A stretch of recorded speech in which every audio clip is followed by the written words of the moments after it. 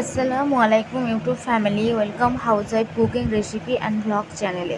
কেমন আছেন সবাই? আশা করি সবাই ভালো আছেন।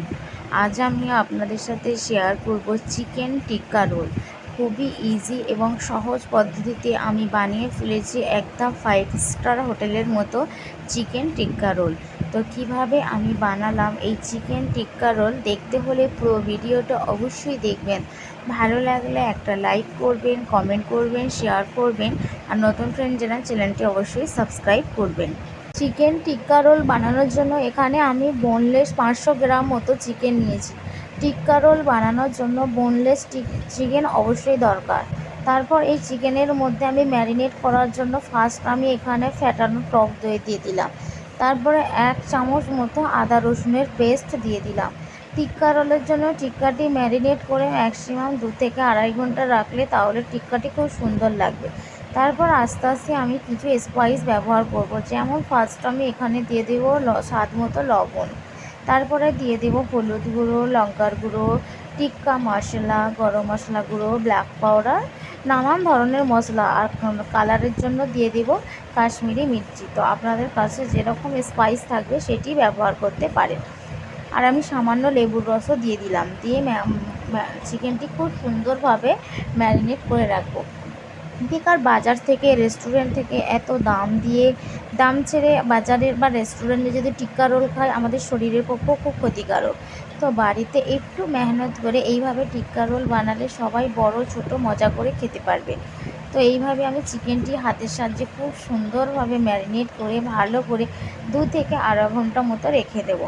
তো আপনাদের কাছে যদি হাতের সময় কম থাকে ম্যাক্সিমাম আধা ঘন্টাও রাখতে পারেন। তো এইভাবে ভালো করে ম্যারিনেট করে সামান্য ওপরে সরষের তেলে দিয়ে দেবো, তাহলে দেখবেন টিক্কার স্বাদটি আরও সুন্দর লাগবে।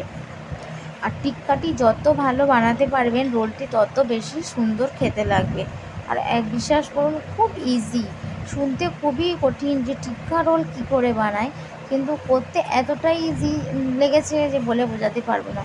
এই দেখুন টিক্কা বানানোর জন্য চিকেনটি কত সুন্দর ম্যারিনেট করে রাখা আছে, মাশাআল্লাহ দেখতে তো খুব সুন্দর লাগছে।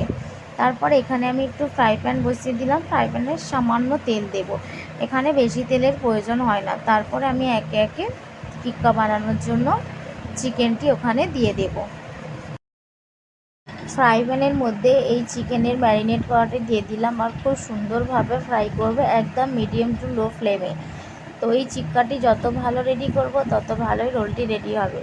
তারপর এখানে রোল বানানোর জন্য আমি ময়দা নিয়ে নিয়েছি 250 থেকে 300 গ্রাম মতো, এখানে গাওয়া ঘি দিয়ে দিলাম আর স্বাদ মতো লবণ দিয়ে একটি ডো বানিয়ে নেবো। এদিকে আমার টিক্কাগুলো মাশাআল্লাহ খুব সুন্দরভাবে রেডি হয়ে গেছে, দেখেই বুঝতে পারছেন টিক্কাটি কত সুন্দর লোভনীয় খেতে লাগছে। আর এদিকে ডোটিও আমি খুব সুন্দরভাবে রেডি করে নিয়েছি, দেখে নিন কতটা সফট ডো এখানে রোল বানানোর জন্য। আর রোল বানানোর জন্য এখানে লেচিও কেটে নিয়েছি, একটি বড় বড় সাইজের লেচি কাটতে হবে যেহেতু রোল হবে তাই। আর রোলের মধ্যে আমি এখানে একটি চাটনি ব্যবহার করব, যেমন ধনেপাতা, টমেটো আর কাঁচা রসুন দিয়ে একটি চাটনি ব্যবহার করব। তো এই চাটনিটি মাস্ট বি দরকার টিক্কা রোলের জন্য। এখানে চাটনিটি গ্রাইন্ডারে ভালো করে একটি পেস্ট বানিয়ে নিলাম। তারপরে রোল বানানোর জন্য এখানে আমি বড় সাইজের একটি পারাটার মতো রুটি বেলে নিলাম, ঠিক এইভাবে মোটা রাখবেন। আর এখানে আমি তাওয়াও বসিয়ে দিয়েছি একটি, এখানে সামান্য অয়েল ব্রাশ করব, কারণ রোলের জন্য বেশি তেলের প্রয়োজন হয় না। জাস্ট হালকা অয়েল ব্রাশ করে ভালো করে রুটিগুলো সব সেঁকে নিব। কতটা গোল গোল রুটি বেলা হয়েছে দেখতে পাচ্ছেন তো। তো রোলটিও খুব সুন্দর লাগবে, একটু মেহনত আছে, কিন্তু বিশ্বাস করুন বাজারে কেনা জিনিসের থেকে এই রোলটি এতটা দুর্দান্ত খেতে লেগেছে আর খেয়েও কারো শরীরও খারাপ করেনি। খুব ভালো একটি রোল, অবশ্যই বাড়িতে আপনারা একবার ট্রাই করবেন, বাচ্চা বড় সবাই মজা করে খাবে। তো এইভাবে আমি ঠিক ভালো করে রোলগুলো বানানোর জন্য সমস্ত রুটিগুলো রেডি করে নেব। এখানে 1 পিস রুটি রেডি করে নিয়েছি, সব রুটি ম্যাক্সিমাম রেডি হয়ে গেছে। এবার কিভাবে আমি রোলটি বানাবো সেটি আপনাদের সাথে শেয়ার করছি।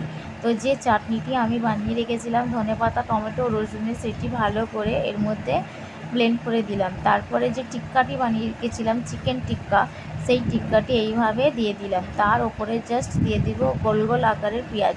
আর কোনো রকম সস আমি ব্যবহার করব না, কারণ যত ক্ষতি করে এই কেচাপে। তো তাও আমরা খাই, কী করব, খেতে তো হবে। যতটা পরিমাণ আমি চেষ্টা করি এই কেচাপ থেকে দূরে থাকা, তাই আমি সমস্ত ভিডিওতে দেখে থাকতে পারেন আমি কেচাপটি খুব একটি বেশি ইউজ করি না। আমি বাড়িতেই সামান্য চাটনি বানিয়ে কেচাপের জায়গাটি পূরণ করি। তো এইভাবে জাস্ট পেঁয়াজ দিয়ে রোলের মতো করে প্যাক করে নিয়ে একটি টিস্যুর সাথে করে নেব। দেখেই বুঝতে পারছেন কতটা সুন্দর লাগছে, আর খেতে আবারও বলছি এত সুন্দর লেগেছে যে আমি আপনাদের সাথে বলে বোঝাতে পারবো না।